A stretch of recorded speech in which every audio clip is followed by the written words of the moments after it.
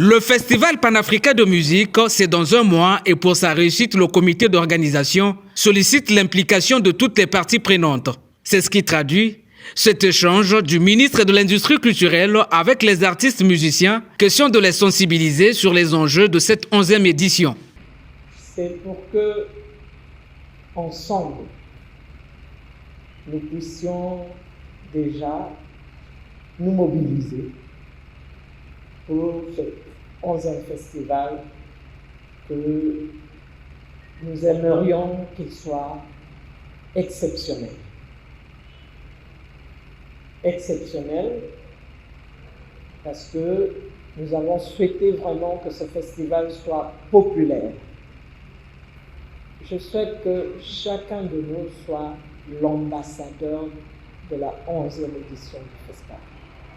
Le FESPAM 2023, c'est surtout un contenu divers et varié, susceptible de répondre aux attentes culturelles.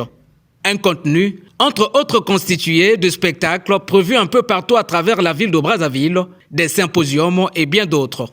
Nous aurons des spectacles en plein air et en salle, un symposium sur le thème, bien entendu, un marché de la musique africaine, donc le MUSAF, les expositions des instruments de musique traditionnels et une croisière musicale sur le fleuve Congo. Les sites choisis, nous aurons le stade Alphonse Massamba-Déba pour la cérémonie d'ouverture et de clôture ainsi que des spectacles. L'esplanade Séner TV à Kombo pour les spectacles. Le terrain de la Sekna à Mayanga, au Simudje, donc à Madibou, pour la toute première fois. L'espace au centre des logements sociaux de Kintélé.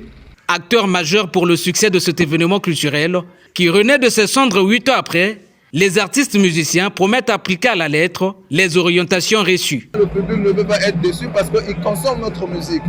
De base, nous sommes au Congo, c'est notre pays, notre musique se joue de partout. Je parle de nous tous artistes, urbains, artistes qui sont côté typique, ainsi de suite.